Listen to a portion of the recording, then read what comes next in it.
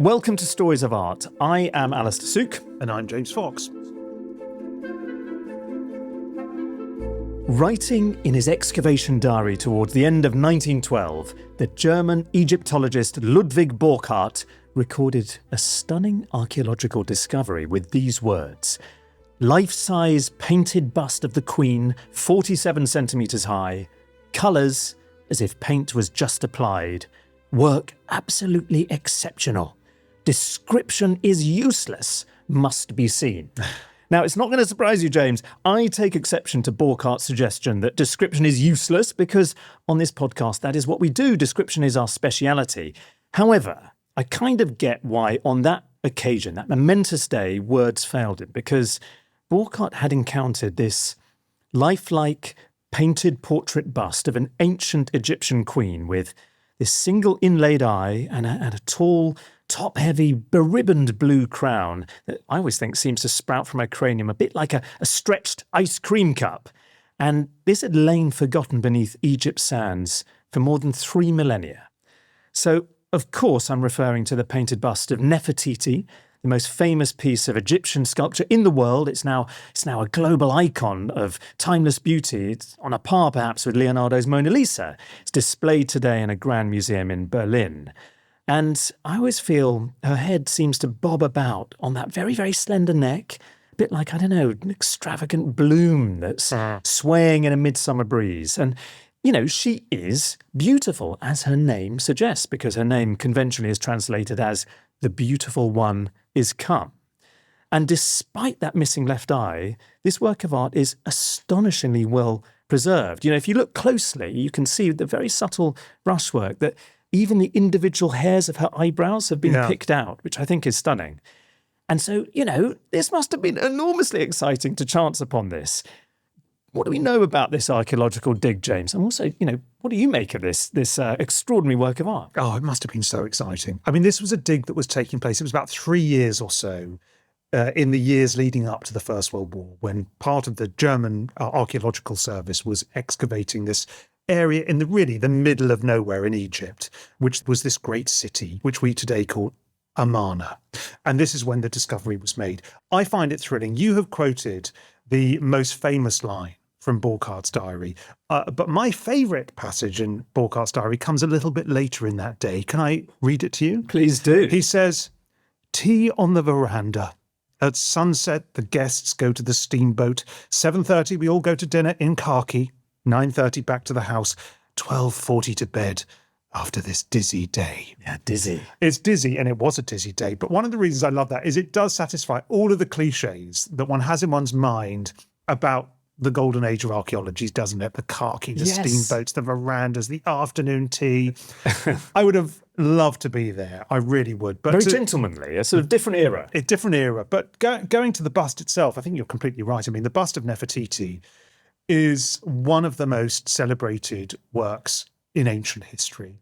It's up there with the Mask of Tutankhamun, which was discovered only a few years later in Egypt, another great archaeological moment. It's up there with the Terracotta Army. It's up there with the Parthenon sculptures.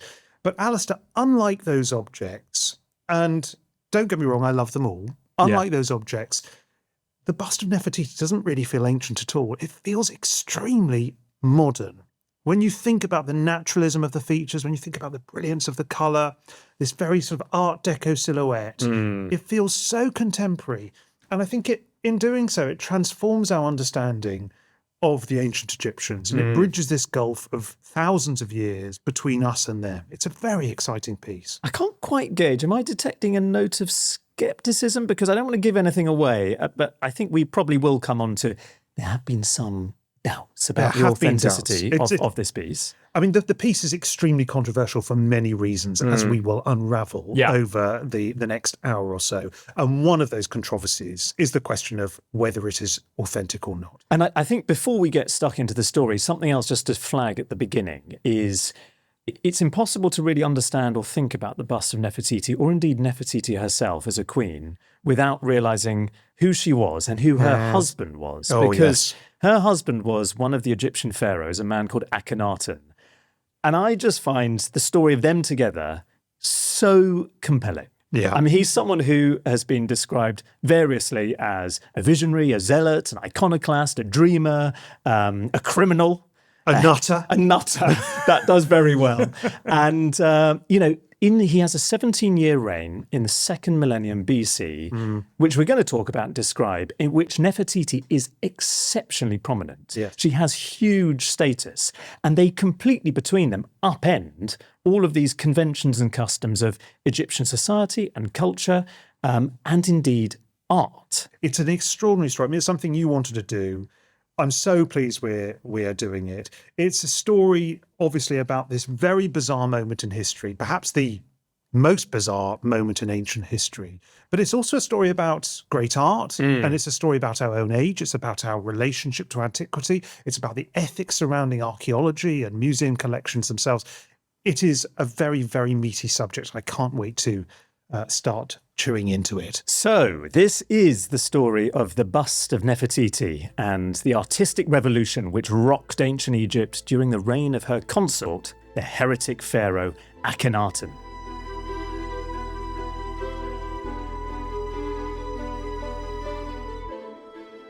This is, as you've alluded to already, it's a big subject, and I think it might be helpful at the off just to do a little bit of scene setting. Yes. Not least working out where we are in the very long stretch of ancient Egyptian history.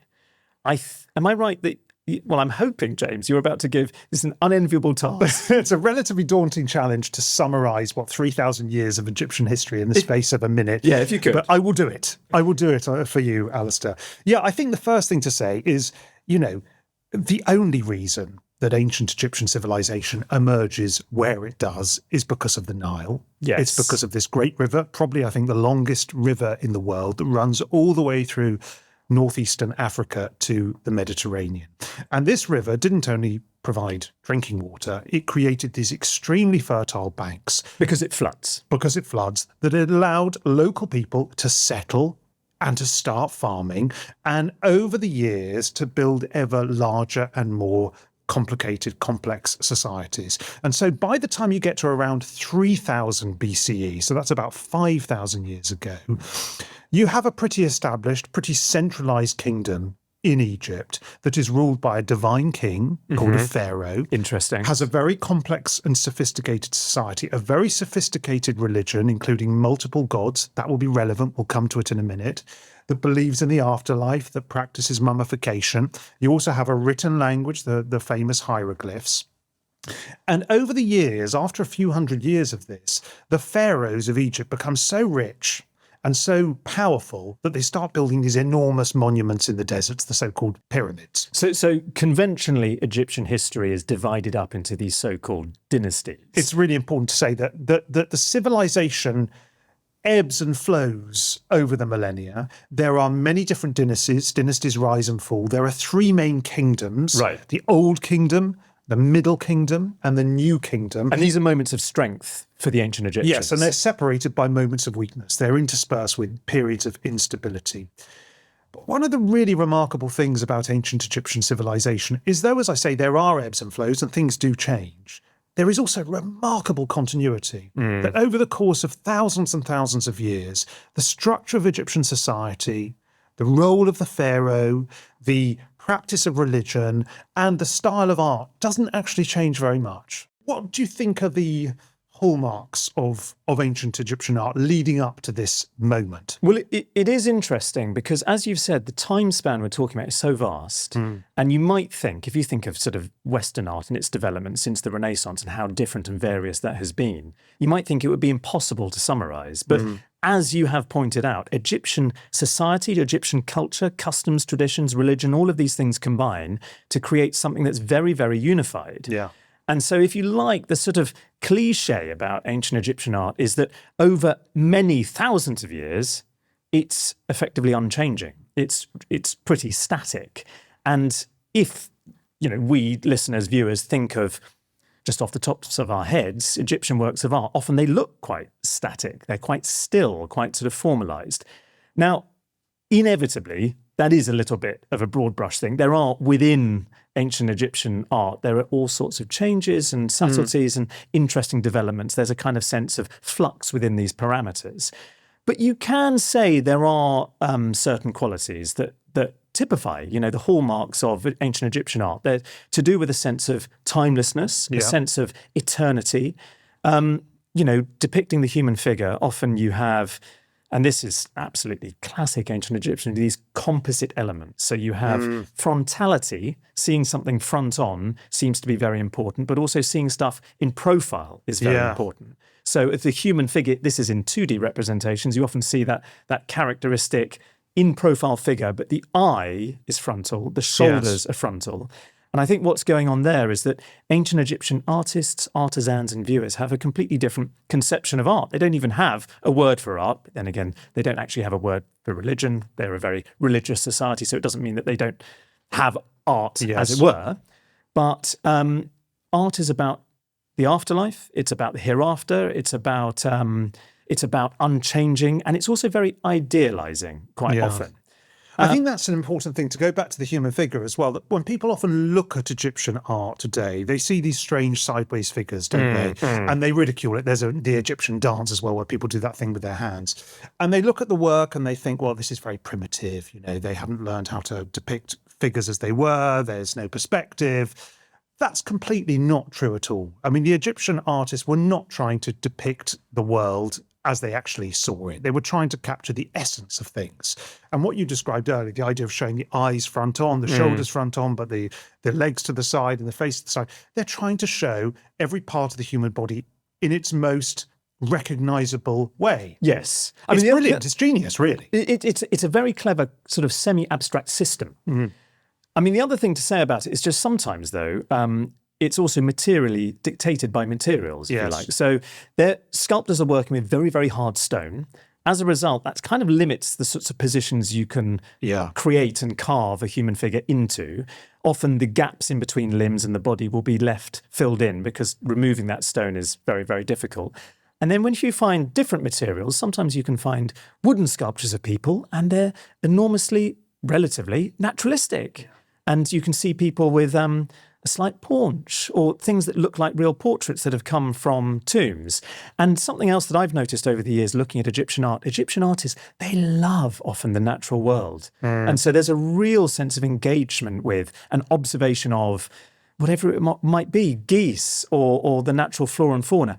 And some of those strands of Egyptian art's history, I think, come to the fore in the art that appears underneath Akhenaten and Nefertiti. Well, shall we get to their story? I think we need to sort of set the scene here a little bit. We are now in the New Kingdom. We're in the 18th dynasty. It's about 1350 BCE, so about, 3,300 years ago. Egypt at this point is ruled by a pharaoh called Amenhotep III. Now, he is one of Egypt's greatest pharaohs. He's like the Trajan or the Hadrian of Egypt. He's like Queen Victoria, actually. It's total golden age stuff. Golden age stuff. He has a very long rule. He's reigning for, almost 40 years or so. And this is Egypt at its very peak. And his successor is supposed to be his oldest son, whose name is Thutmose or Thutmose. Yeah. So he is supposed to inherit the throne, but Thutmose dies before his father. And so the spare, luckily he has a spare. He has a spare. So when Amenhotep III dies, it passes to his son, who becomes known as Amenhotep IV. Yes. Now, I think this biographical fact is, I'm speculating wildly here, but I think this biographical fact might be very significant. When you think that Amenhotep IV, who will, it's not a spoiler, will become Akhenaten, you think he's seen this incredibly influential, powerful father, great emperor, ruling for decades. He is a kind of Prince Harry figure. He probably never expects that he is going to become pharaoh, and suddenly it lands in his lap. He's, I don't know how old, but maybe 18, 19, 20 years old. He's a young guy, full of testosterone, although maybe not, depending on what we describe later on.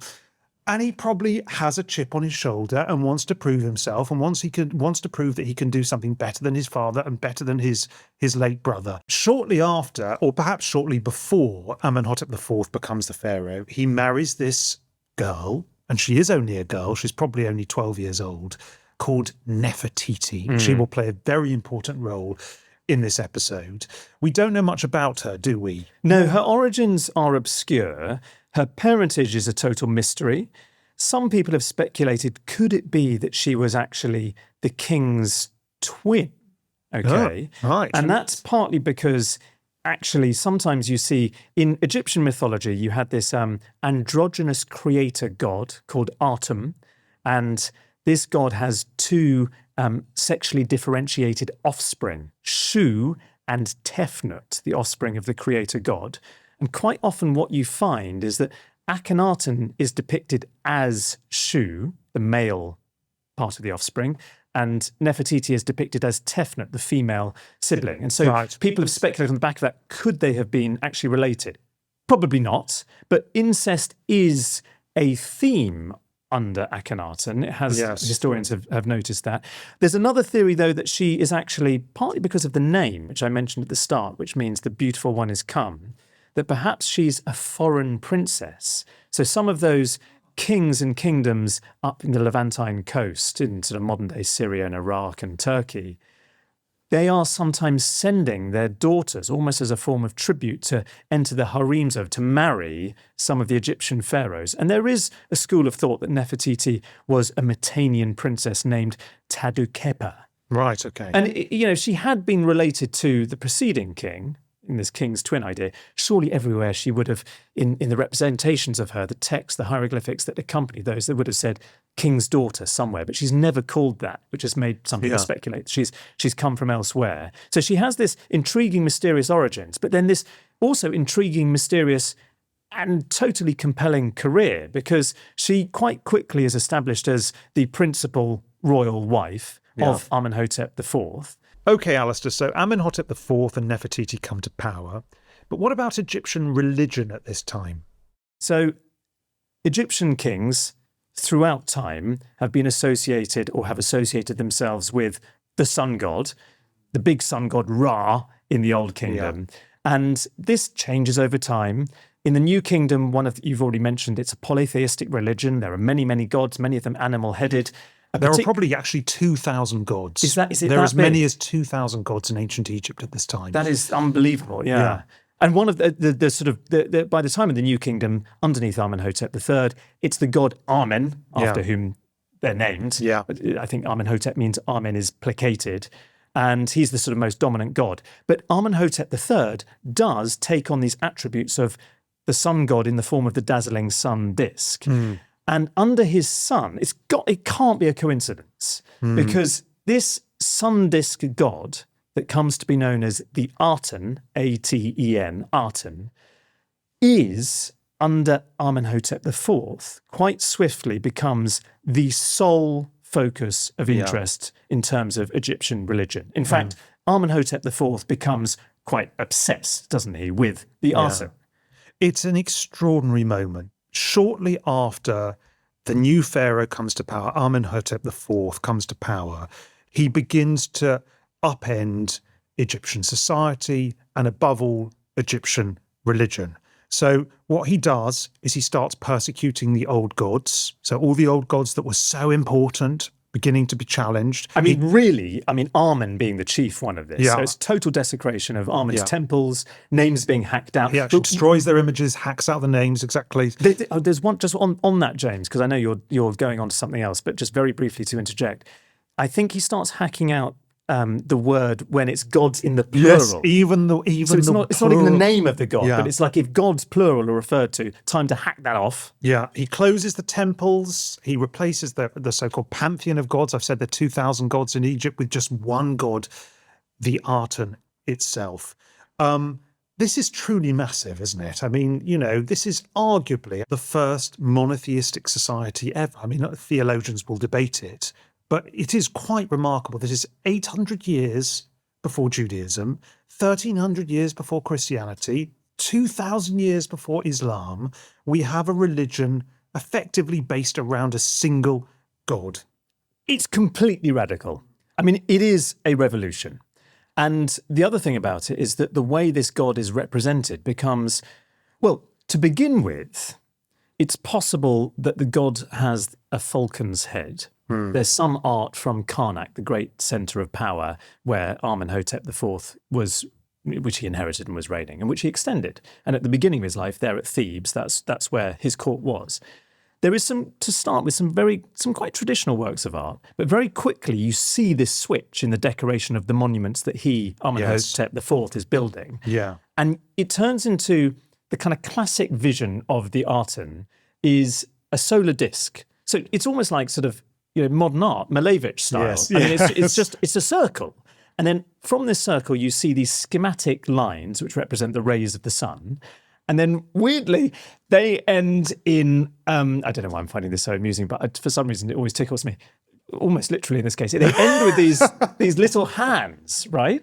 So the rays of the sun have these little human hands, and they are caressing, often in the art of the period, the king and the queen and his children. I mean, we'll get into this, in more detail in a moment. But that's what you're starting to see everywhere. And, you're right about the monotheism. Sigmund Freud sees Akhenaten as a prototype for Moses. Yeah. There is this kind of real sense that there are things that happen in the 17-year reign of Akhenaten that, in a sense, are still with us today. The big one being this new vision of a monotheistic religion and a sense of man's intimacy, if you like, in the relationship between man and that God. Yeah, I think it's hard, isn't it, for us today to recognise how radical this revolution was, because we live in a society where the dominant religions are monotheistic religions. It seems natural that you would have one God. The Jews have one God, the Christians have one God, the Muslims have one God. But back in those days, there was no such thing as monotheism. Every society was polytheistic. Every society had lots of different gods. Yes. So it was complete. I mean, it's like the equivalent of the Reformation. It's probably more. It's like the equivalent of the rise of communism. It's a truly radical revolution. And as you say, society gets transformed by Akhenaten, by Amenhotep IV at this point. Religion is transformed and art is transformed very quickly. And the Reformation analogy is a very good one, because in the same way that you found this great furious spate of iconoclasm during the Reformation in Europe, where works of art are attacked and destroyed, that's what you've been describing. That's what, at some point, probably relatively early in Amenhotep IV's reign, you get this huge wave of iconoclasm across the country and it's possible that during the New Kingdom, because Amen had been such a dominant god, that the priesthood, it's possible this is a historical political story, that the priesthood of Amen are very rich, very powerful, and Amenhotep IV, who has this new different vision, needs to somehow shore up his own power base and take them down. That could be part of the story. But what we do see is that, I hadn't thought about it in these terms, but you've raised this idea of the problematic second son, not being originally the heir, but the spare, and then suddenly becoming the emperor, becoming the king, as it were, becoming the pharaoh. And is he struggling to emulate his father? Yeah. His dad becomes the living deity, the dazzling sun disk Aten. So does the whole Akhenaten project begin out of that really Atenism is about the son worshipping his own father? And he also tries to emulate his dad at Karnak, at Thebes, this great temple complex, by building. Yeah. You've mentioned before Amenhotep III, 38-year reign. He's building so much, extending. It's kind of empire. It's Egypt at the peak of her powers. Amenhotep IV does the same. He starts building these enormous temples at Thebes. Yes. And one of them, which I need to, actually, a lot of archaeologists discover these things called the Talatat block. Have you come across this detail? We may skip over it quite briefly, but essentially he introduces a new size of masonry block, which provides great uniformity in terms of what is built. It's a sort of, the measurements are royal, it's a royal cubit. And the idea is that suddenly there's a new proportion. Again, it's a sense of kind of erasing everything that's come before and starting afresh. You often feel that in his vision, his program. There are several major buildings that he constructs at Karnak. And the largest is called Gemparten, right, which catchily is translated as, I need to check my notes here, the sun disk is found. Right. So this is the big new religious centre for his big new monotheistic religion. It's 700 feet by 2,000 feet. And in 1925, along the south side of the temple, there were some workers. This is modern-day Egypt, of course. They were excavating a drainage canal in this area, and they discovered some fragments of these colossi, these colossal statues. Oh, yes, right. And this is the source of, initially, some of the strangest works of art that we find under the reign of Amenhotep IV / Akhenaten. Yeah. I think you know where we're heading here. I mean, there's a whole series of them, but there are some in the Cairo Museum, which are very, very famous, and they are supremely odd. They're so weird. I think before we get into them, we should just try to reference how pharaohs were depicted before this. So Right. if you look, for instance, if we don't need to go back in much in time, we can just look at how his father, Amenhotep III, was depicted. So in the British Museum, for instance, there are a number of really big statues, lovely stone statues of Amenhotep III. And it's just as you would imagine a pharaoh to be depicted. They're very hieratic, they're very symmetrical. Yeah. Amenhotep has a very muscular, masculine body. Very So idealised. idealized, very generic facial features. He often looks quite zen, I think, quite sort of tranquil. Very calm. That is how pharaohs were depicted beforehand. This is very different. How is Amenhotep IV? How is his son depicted? So, I mean, it's beyond weird. I'm almost speechless.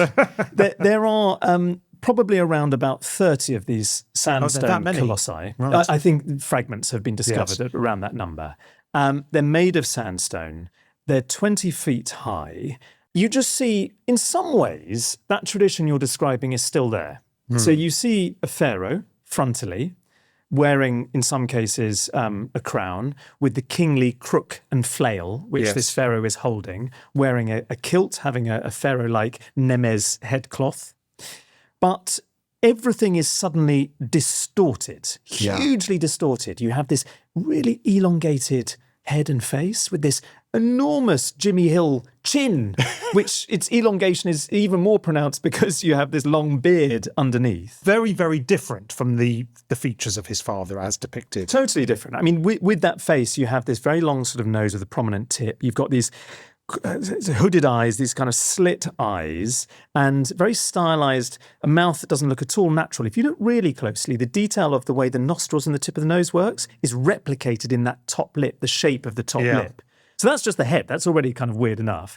Do you know what Thomas Mann, the German author, says about the face? He says, "It appeared as that of a young noble Englishman of a somewhat faded family, long, haughty and tired, by no means lacking a chin that protruded downwards and yet was weak, a nose whose narrow, somewhat depressed bridge made the broad sniffing nostrils all the more sunken, and deep-set, dreamy, half-closed eyes whose eyelids he never was capable of opening fully, and whose languor stood in disconcerting contrast to the unrouged, rather innately and sickly blooming red of the very full lips." Which you could summarise as inbred, Yes. I think is what he's sort of saying. It's Isn't exactly it? It's a wonderful right. passage. I hadn't come across that. It's amazing. So what about the body then? Yeah, the body. I mean, then you have all of these other distortions.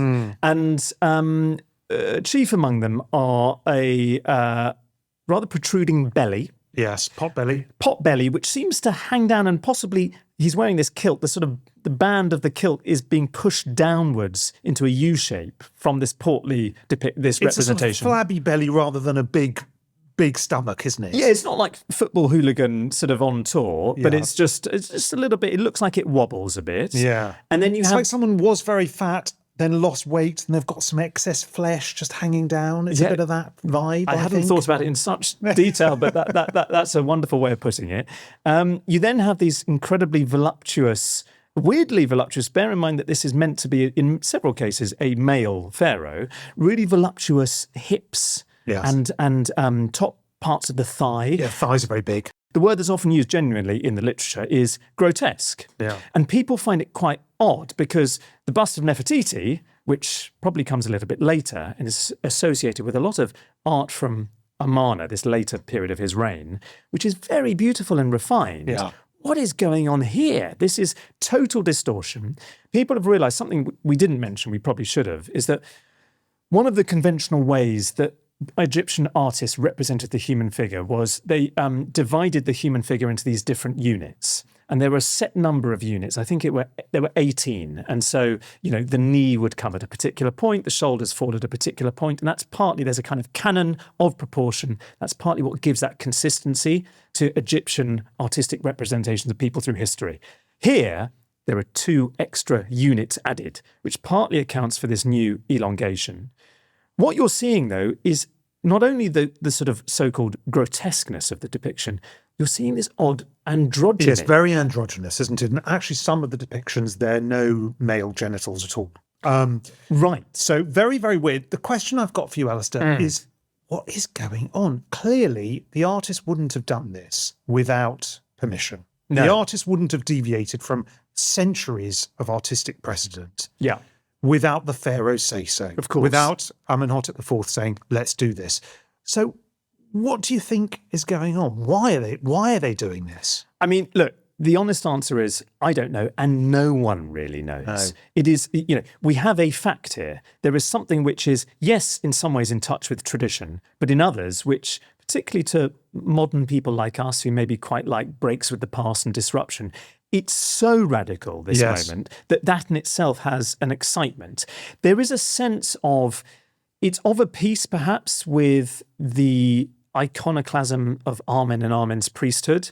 There's a sort of scorched earth policy going on. Yeah. It's someone saying, maybe it's actually, let's not give him the benefit of the doubt. Maybe it's just full-on dictatorial, megalomaniacal. It's a man who's coming in. He has this new religion that he wants to stamp and impose on the people. And to signal the change, it's like, look at me here. I think there could also be, there is some more subtlety to the analysis of these colossi. So some of them might be representing Akhenaten. Some of them may even be representing Nefertiti. Yes. And there's one of these odd, androgynous, voluptuous colossi, which some people speculate it looks nude. All of them have these breasts, whether they're Akhenaten or not. And there's one that's, I think, in Cairo today that could even be a representation of Nefertiti herself. But it's diametrically opposed in terms of how pleasant it is to look at to the famous bust. Yeah. What do you feel about the theory? Some people have advanced these theories that these strange, disproportionate depictions of Amenhotep IV are actually how he looked, and that he suffered some genetic or hormonal disorder. There's been talk of Froelich syndrome, of Marfan syndrome, that perhaps because of this inbreeding we might have mentioned earlier, that there is actually something in it in terms of the accuracy of the representation, or do you think that's unlikely? So I've heard that theory. It is quite commonly mentioned, and it has ostensibly something very satisfying about it. You think, that makes sense. Personally, and this is totally subjective, I don't really buy it. I don't buy it either. I think it's more to do with there is the strength, originality, and the kind of radical nature of this new vision. And the art is somehow reflecting that. Yes. And the art then changes later in the reign, which we'll get into. And a lot of the extremity, the distortion you're seeing at the start of the reign, this grotesqueness, actually softens and lessens, which I think also runs counter to this idea that it's so-called straightforward, reflection of how he may have appeared or this condition that he possibly had. So I personally don't. I don't buy it. I think it's more likely. I mean, of course, we have no evidence for this, but I think it's more likely that it's a new artistic style. There's a new form of symbolism emerging. Yes. And that is a way of perhaps the androgynous, these androgynous representations are a way of him showing himself not just as the father, but also as the mother of the Egyptian state. Yes. Of having power, but also having fertility. And marking himself out as different from what came before. Well, what you find after a few years into his reign is that Amenhotep IV decides to break entirely with the past. Yeah. And he actually wants to leave Karnak and Thebes altogether and found a new city. So Thebes is where the royal family have been based for hundreds of years at this point. It's the capital of Egypt. It's a kind of heartland. This is sort of a centre of Egyptian power, particularly under the new kingdom. And Amenhotep IV changes his name. He starts to call himself Akhenaten. And this is what he's best known by. He's which best is known what we today know as of it. Akhenaten. Exactly. And just to translate that, again, it's sort of, maybe it's more catchy in the original ancient Egyptian, but it sort of means one who is effective for Aten. And relatively soon in the reign, he decides to found an entirely new capital city far away from Thebes and far away from the other traditional political centre or religious centre, sort of heartland of power of ancient Egyptian culture, which was Memphis, right up nearer to the delta up in the north. And sort of in between these two places, he decides to found in Middle Egypt this new capital city, which he calls Akhetaten, which means horizon of Aten. And I know there's a lot of names, a lot of terminology here, but sort of slightly confusingly, that's often referred to today as Amana or Tel El Amana, from the Arabic word for the region, for the village that's near the site of this ancient city. And have you been there? I have been there. Right. I have been there. Years ago, I made a series for the BBC about ancient Egyptian art. It really was a long time ago. And we travelled to the site of Akhetaten. And when you go today, it is just a vast, scorched sort of dust spot. You can't see much at all. You can't quite understand why there would ever have been a city there. Yeah. I kept on thinking in preparation for this as well. It's sort of, because it's this new build, it's sort of like Akhenaten's Milton Keynes. This is the sort of site for this planned city that he's going to build. But one thing you can see is you look around the site and you can see it's on the banks of the Nile. As I say, it's sort of halfway in between the two key centres of Thebes and Memphis. And it's an area where it's ringed, this area by the banks of the Nile, by this kind of big arc of, I think, limestone cliffs that kind of mark out like a giant semicircle.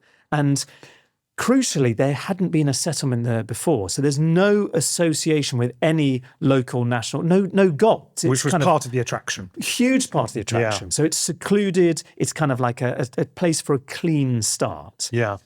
It's quite an astonishing achievement because it only takes 4 years. Within a 4-year period, a city has been built that can accommodate 30,000 people. Right. It's just amazing.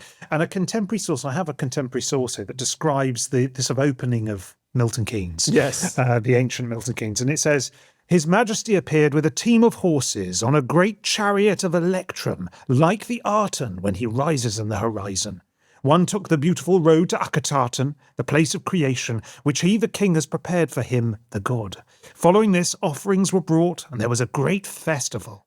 After that, Akhenaten summoned the high officials and pointed out once again that this place had been created for the Aten as a monument to his name for all time. It's very interesting, that passage, because it's alluding to one of the key things that you find at Amarna, at Akhetaten, which is, archaeologists have, it's a dream for them. Yeah. That what they've managed to discover, Borkart and all the others, is as well as artifacts coming out of the ground, you have this sort of perfectly preserved plan of a pre-planned ancient Egyptian city. And it has all of these different elements. And one of them was this long thoroughfare, which is kind of alluded to in the passage you just read, which is now known as the so-called Royal Road. Yes. And this links various key complexes, palaces, temples within the city.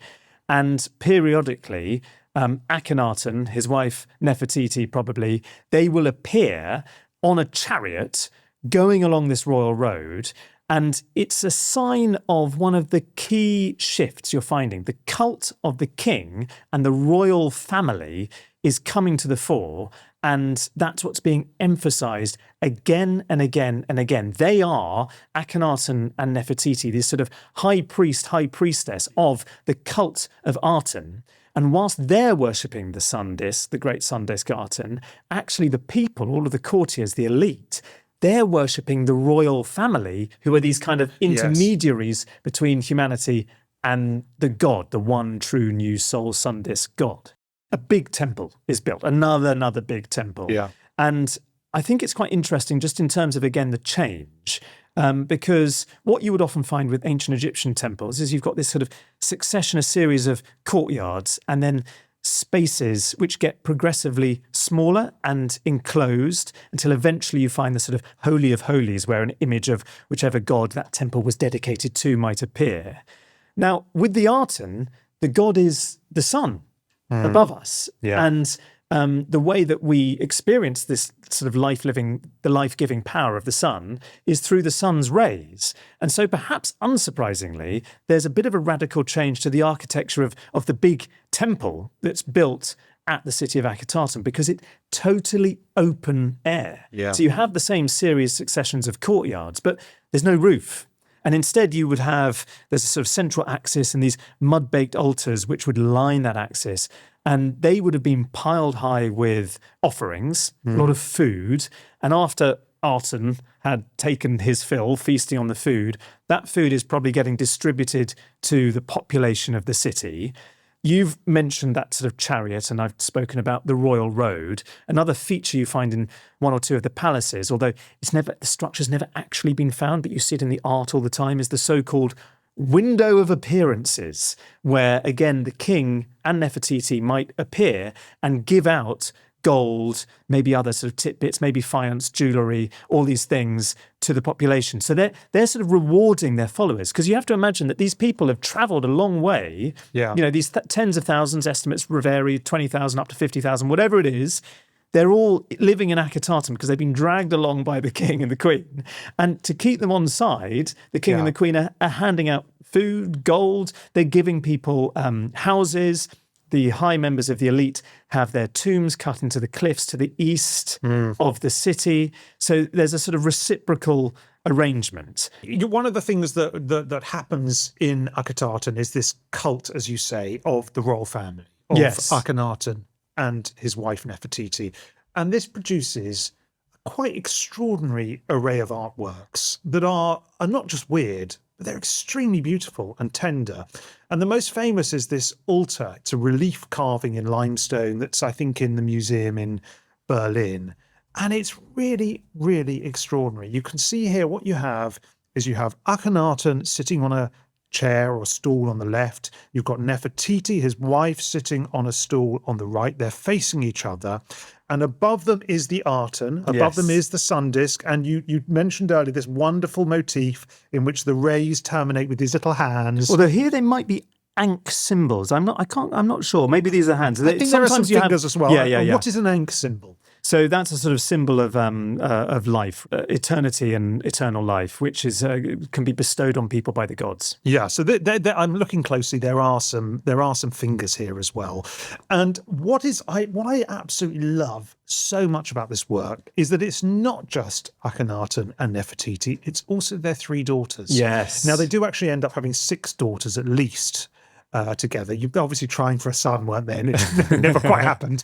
But these 3 daughters, and the tenderness and the contemporaneity, if you like, of these children is incredible. If you look at it closely, one of the daughters is sitting on her mother's shoulder, playing with her earring.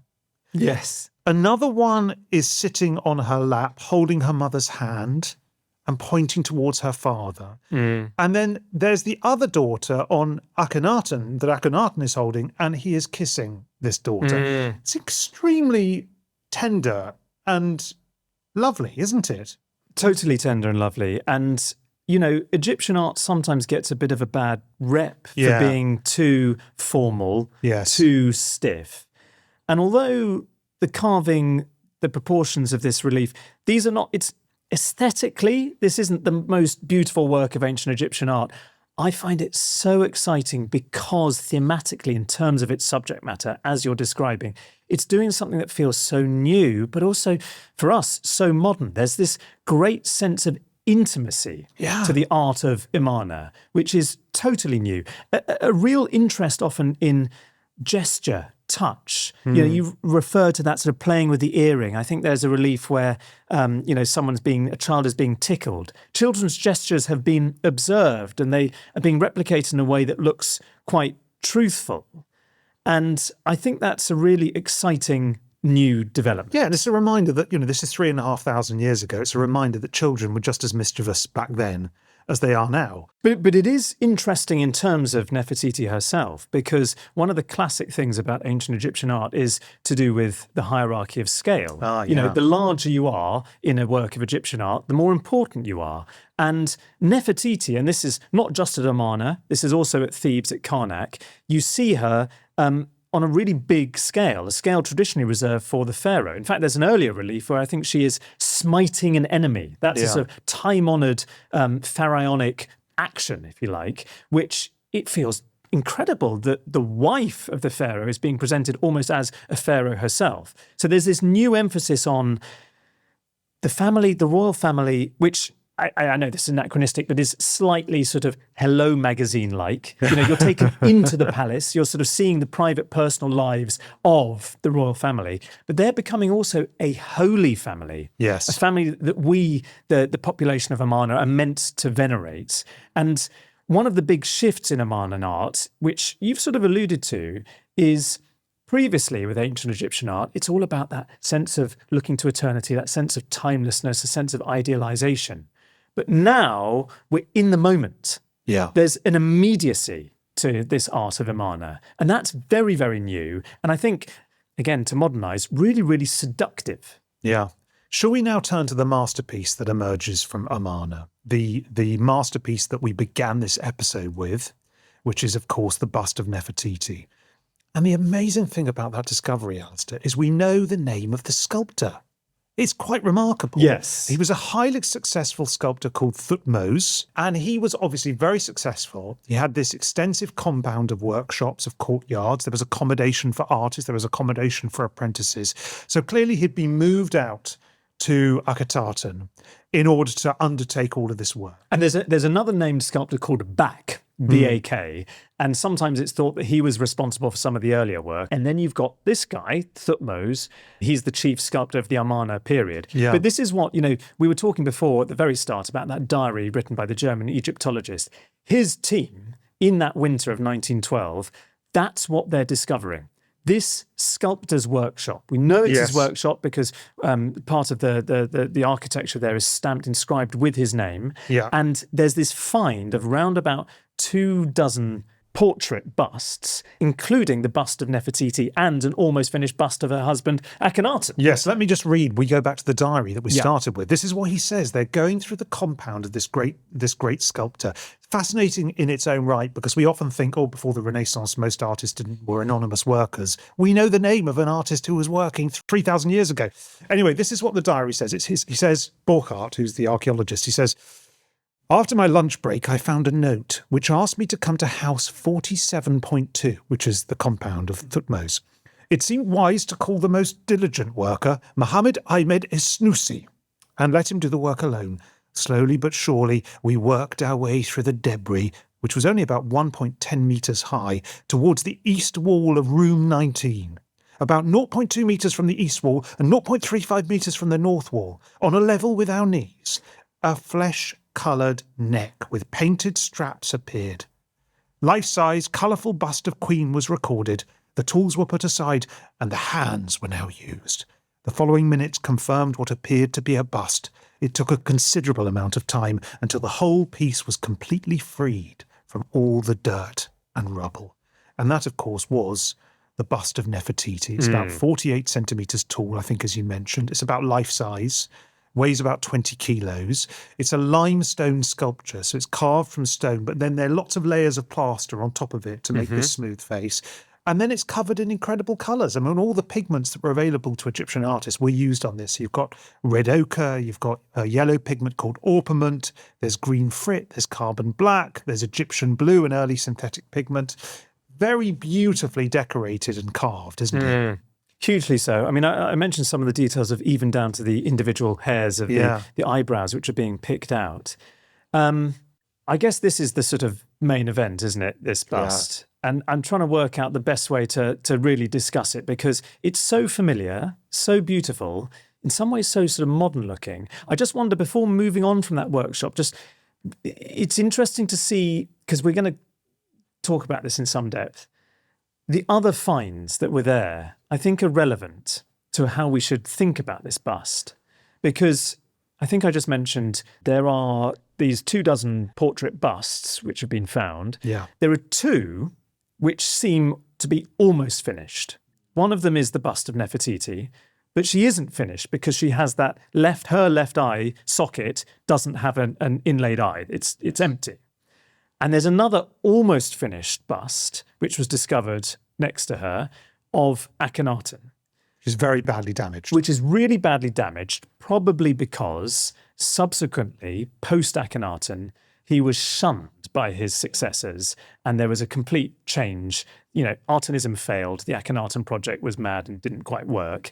And just as he had ushered in iconoclasm of Amen's sculptures, so Akhenaten's work was defaced. So probably that bust has been defaced as some iconoclasm of Akhenaten. Possibly it had actually gold leaf on it as well. So you've got these two really quite dazzling works of art. And then you've got these other works of art, some of which seem to portray royal figures from Amarna, others which maybe don't. But the thing I find so fascinating about them is in some of them you see a sense of a sitter with advanced age.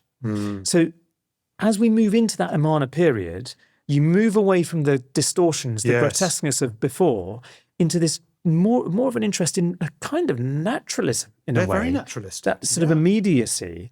And I think that's what you see in Nefertiti. I mean, there is a real, well, what do you think? I mean, there's a sort of tension in the bust, right, between a sense of lifelikeness, the naturalism of her face, and that eye, the iris, the pupil, it's dyed black beeswax with this layer of rock crystal over it, which gives the sense of the cornea, and that makes the eye look so lifelike.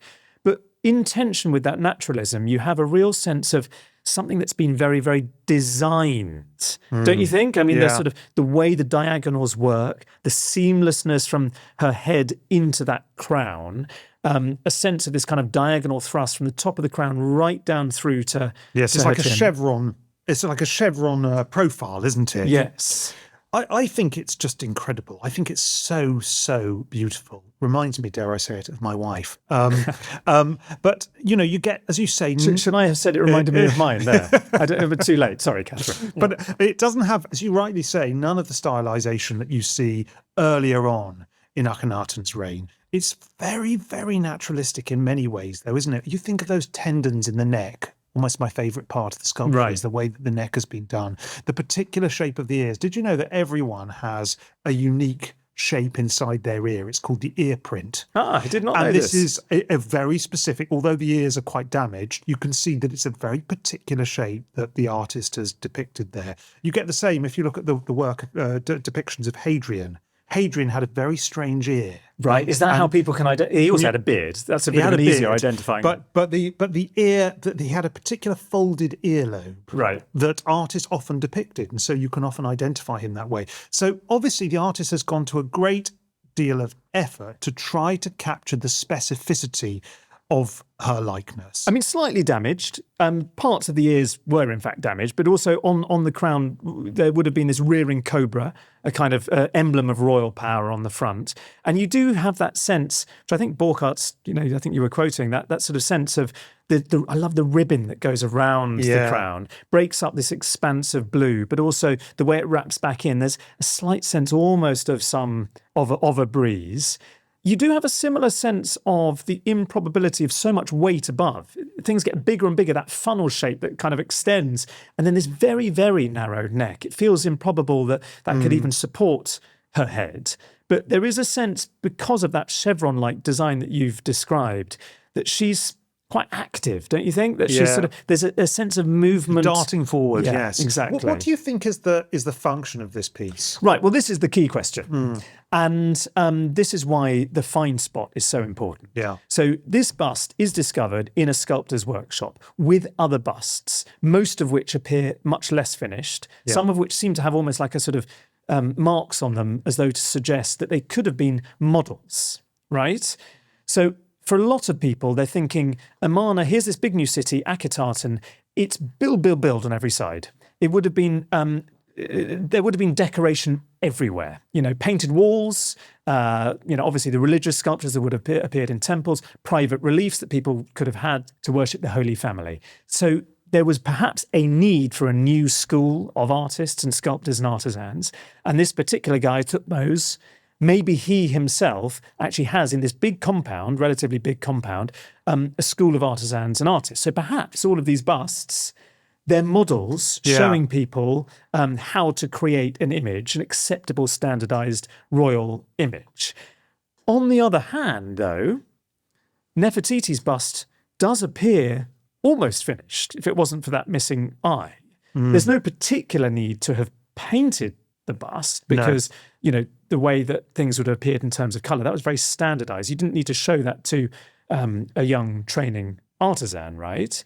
And the thing that's a bit of a mystery about that eye socket, which is empty, is, according to Burckhardt at least, there's absolutely no trace anywhere within it that it ever contained an inlaid eye. Yes. And some people have speculated that, well, maybe that's to do with the classic orientation of a figure in Egyptian art. In other words, this bust would only have needed to have been seen from the right side. But then why would he paint But it then on the why other side? paint the other side? It really is quite baffling. I mean, what's your hunch? I don't know. I mean, I think they looked, didn't they, very, very hard for the part of the eye which they thought might have fallen out, and they never found it. It has not been found. No. So it suggests that there was never an eye in there. I think one idea potentially is that perhaps it wasn't finished quite yet. Maybe the eye was the last thing you did. Or could it be, if it was a studio model, that you didn't need to have both eyes? You would have it as a demonstration of this is what it looks like behind before you put the eye in, and this is what you do when you put the eye on. Yeah, I think the theory, a bit like those sort of medical models where you can take them apart and you can sort of find the organs underneath. I mean, it's like if you were creating a bust like this is how deep that socket needs to be. That's what it looks like. And then look, it slots in kind of like this. It's an aid. But it seems remarkably well done to be an aid. And the other models that were found there, they clearly are models. Yes. They're just not finished to the same degree. So that's itself quite odd. Yeah. And this has raised questions that have continued to this day, which is the questions surrounding the so-called authenticity of the work. Yes. Where do you stand on this, Alastair? Because obviously a number of scholars have in the 20th century, really since the very beginning actually, have been saying, well, it's something a bit fishy about this work.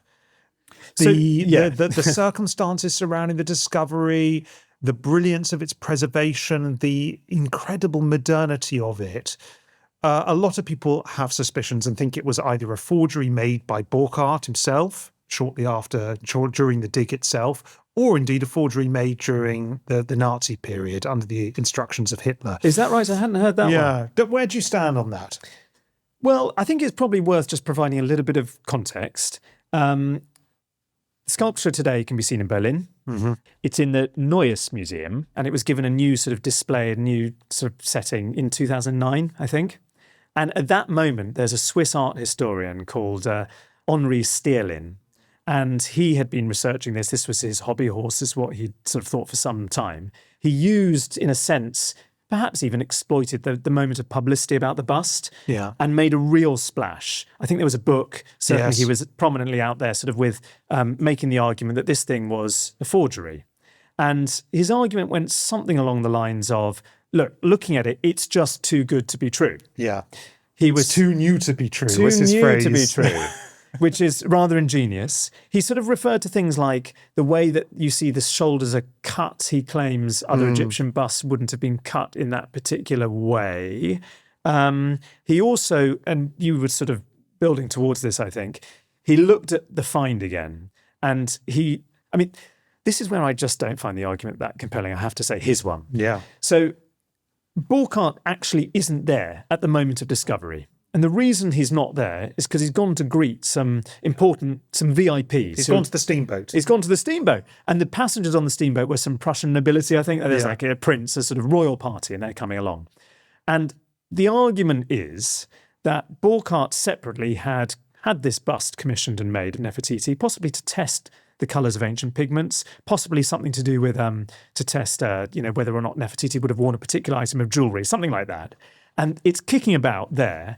And then there is this exciting find. It's in the workshop. These sculptors' models are being dug out the ground. Along comes Prussian Prince, who happens to be a really good amateur photographer. And he goes, oh, look at this one. Yeah, what a great discovery, What a Burckhardt. great discovery. Ludwig, well done. And the argument is that Burckhardt basically bottles it because this prince is there and he can't bring himself to say, oh, no, Your Highness, no. Actually, that's just a modern replica. And he goes along with it. And from there, this kind of accidental fiasco then turns into...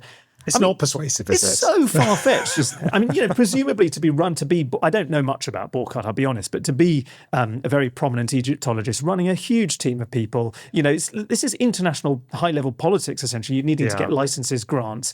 You're not going to be some wallflower who's not going to be able to say boo to a goose when this prince comes along. So if that's also, subsequently, the museum has done various tests. So many tests. So they've tested the pigments. They've found that the pigments are historic. I mean, Stierlin has countered that by saying, well, they would have found the original pigments and used those. Yeah.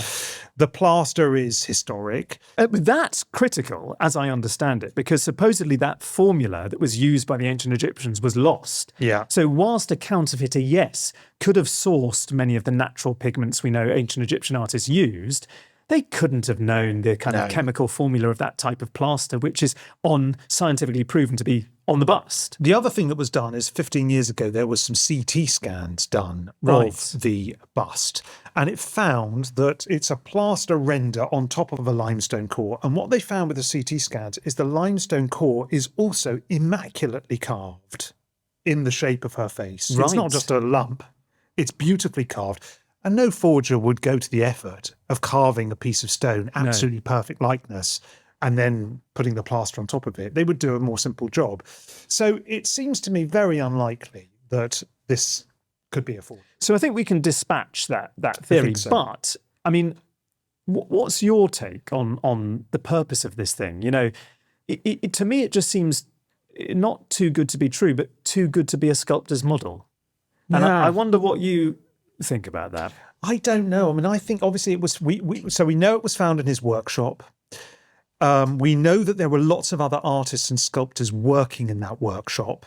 I sort of do think, I am persuaded that it was, this is Burckhardt's original theory, that it was a model that was being used for pedagogical functions within the workshop. I kind of am persuaded by that. And I think it does explain why there's no eye. It explains why it was found where it was found. It explains why it perhaps might be alongside lots of other busts. And it explains perhaps why we don't see any other of these items or this kind of representation elsewhere. So I think possibly that is the argument. Fair enough. I mean, we're probably not going to solve that riddle right now. I mean, if we did, that would be quite newsworthy. She is, just in terms of as a work of art, though, like model or not, how do you sort of respond? Because you mentioned that relief before, and some of the art associated with Akhenaten, it is so odd and distorted. You don't really find that here. I think legitimately this is aesthetically exceptionally good. Exceptionally good. I think everything about it. I mean, technically it's extraordinary. I think its condition is extraordinary. The quality and the brilliance of design, the efficiency of the silhouette, and it's just absolutely exquisite work of art at every level. And a reminder too of the prominence of Nefertiti, which historically is so fascinating. We don't know who she was really, where she came from, but she rises. She may even have been co-regent with Akhenaten. She certainly is represented in the manner of a pharaoh at various points. She seems to have this new throne name, which suggests that, what happens next is that, we should probably just wrap up that story, right? So Amarna exists. It has these tens of thousands of people. It's this rather more beautiful version, perhaps, of Milton Keynes, but they're in antiquity.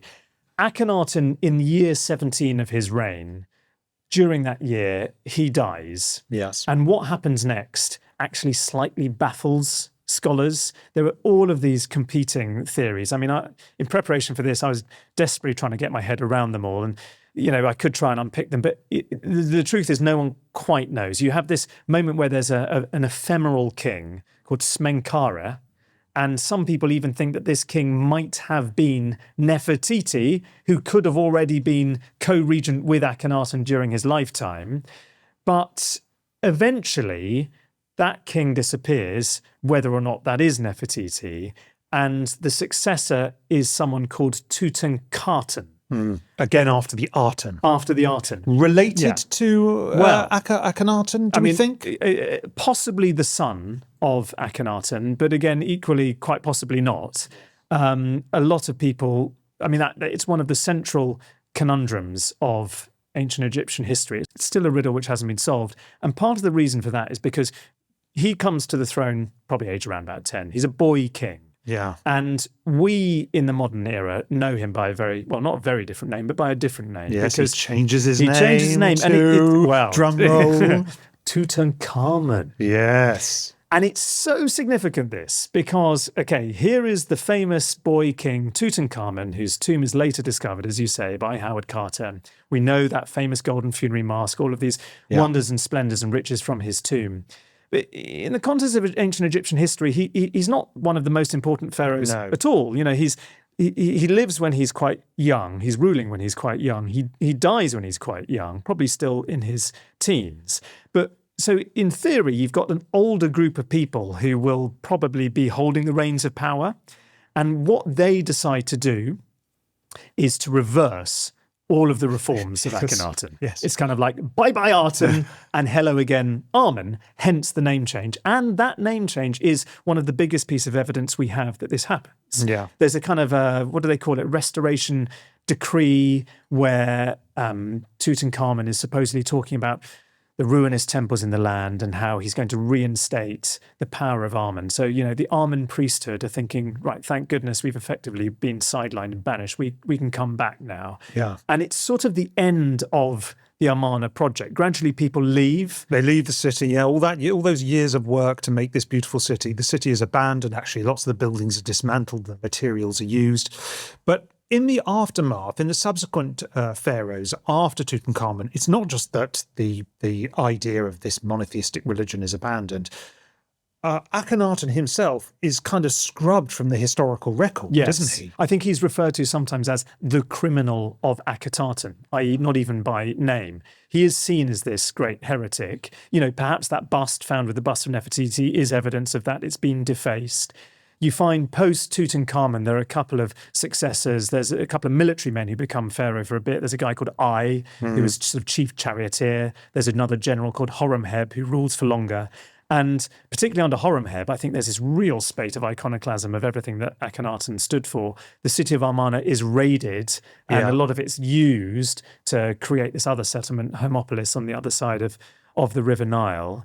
And effectively, Akhenaten and Amarna are scrubbed from history, disappear under the sands, slowly forgotten for millennia. Yeah, until Burckhardt and other archaeologists at the beginning of the 20th century begin to excavate it and discover part of this extraordinary history. I just thought I'd like to just, as we begin to wrap up this episode, talk a little bit about the afterlife of the bust of Nefertiti, because it is fascinating. Yes. It is part of the story. What I think we need to start by saying is that at the point at which the bust of Nefertiti was discovered in the early 1900s, there was a system in place in Egypt called partage. Right. So Egypt was being run by the British at that point, and the archaeological service was run by the French. This was a colonial era, after all. And what would happen is Western archaeologists would come into Egypt, they would do their work, and then the finds would be split into two. Yeah. You would divvy them up. Half would remain in Egypt, because Egypt didn't want to lose all of its archaeological treasures, and half would be then taken back to the country in which the archaeological team came from. And the understanding was that the best stuff would typically be kept in Egypt. So that's obviously what happens to the funerary mask for Tutankhamun in the 1920s. And so after Burckhardt discovers the bust of Nefertiti and various other things, he divvies it up. He makes two piles, one of which he wants to bring back to Berlin and one of which is to be kept in Egypt. And cheekily, he puts the Nefertiti bust in the box that he wants to take back to Germany. You kind of would, wouldn't you? You would. Give it a go. And so on the 20th of January, 1913, this is a month or so after it is discovered, he presents his, if you like, divisions of the spoils to the Antiquities Service, which, as I say, is run by the French. And there's a guy called Gustave Lefebvre who has to decide whether that's okay or not. And for some inexplicable reason, Alastair, he decides to let Burckhardt leave with the bust of Nefertiti. This is an extremely controversial moment, even now, 100 years plus later. No one can quite understand why he does this. I mean, some have said that he was hoodwinked by Burckhardt, that Burckhardt, and we do know this from the documents, he didn't say it was Nefertiti, even though he probably did know it was Nefertiti. He said it was a plaster sculpture, when clearly when you feel the weight, it's not plaster, it's got stone inside. And there was an original earlier discussion that all plaster items, because they were seen as less valuable, could be removed. Right. He also submits a very poor quality photograph. So perhaps he slightly hoodwinks Lefebvre. It's also possible that Lefebvre was just lazy and didn't look carefully at the items and the inventory.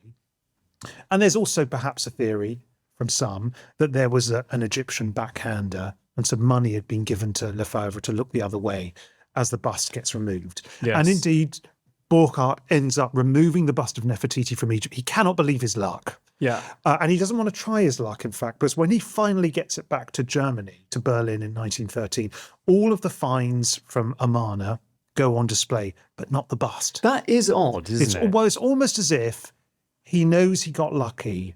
He doesn't want to generate a controversy, so he keeps it back. Well, or my understanding is that the entire expedition has been financed by this philanthropist called James Simon, this German Jewish cotton merchant. Yeah. And so for a spell, by rights, what's discovered and ends up on the German side is his property. Yeah. He subsequently bequeaths all of this wonderful stuff from Amarna to Berlin's museums.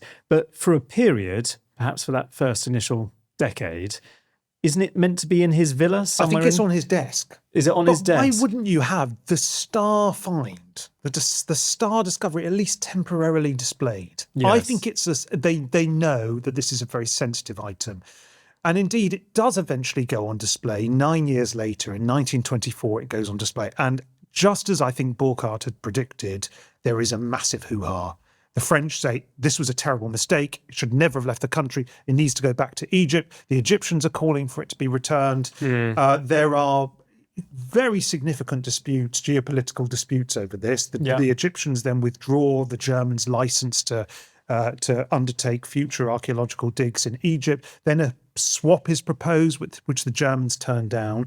Then in 1933, very unlikely hero, Hermann Goering, the Nazi politician, he offers to return the bust to Egypt. But Hitler, who loves the bust, says, absolutely not. We're not letting this bust leave Germany. And so it stays on display in Germany through the 1930s until the Second World War, when it gets hidden. It goes into a bank vault in 1939. It then gets put in a bunker near the Berlin Zoo. It then ends up in a salt mine.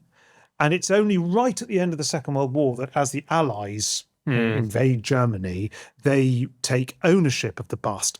And then there's a long period of several decades when, of course, Berlin is behind the Iron Curtain, where they're trying to work out how to exhibit it. And eventually, as you say, it goes on display at the Neues Museum in Berlin as it is today. But one of the things throughout this period, throughout the last century or so, since the bust was properly publicised, there have been continuous requests by the Egyptians to have this work back, to have it returned to Egypt. And that has only intensified in recent years, hasn't it, with the development of the new great Egyptian museum in Cairo. Yeah.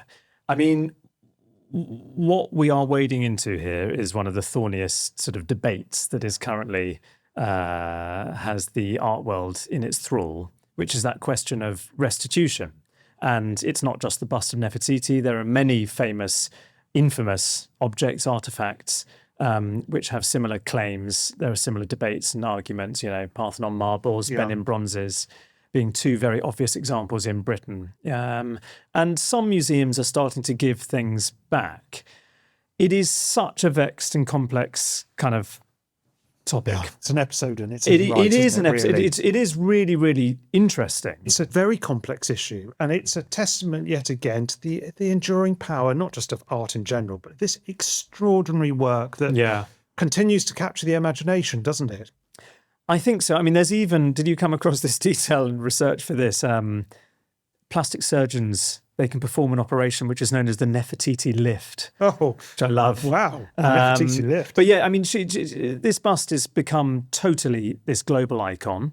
And in terms of the legacy, though, artistically, I'm more compelled by thinking in general terms about that Amarna moment. Yes. The sort of sense of it, the monotheism, that kind of radical visionary nature of what Akhenaten and Nefertiti were trying to do. and then not the grotesque, distorted earlier Amarna art associated with the Amarna period, but the later Amarna art, where it becomes really quite refined, sensuous. There is an interest in naturalism. There's an interest in things like, as we've discussed, intimacy, immediacy, a newfound interest in emotion. These are all kind of aspects which Akhenaten, Nefertiti and their artists and artisans brought to art history. And even though their names, Akhenaten's name, was scrubbed from history, a lot of those qualities actually did survive. And in a funny way, those qualities, some of which we see reflected in the Bust of Nefertiti, are their legacy, their principal legacy. He may have been a nutter, but what art came out of that moment? Absolutely. Well, look, fantastic. Thank you, James. This was a wonderful discussion. Until next time. Goodbye. Goodbye.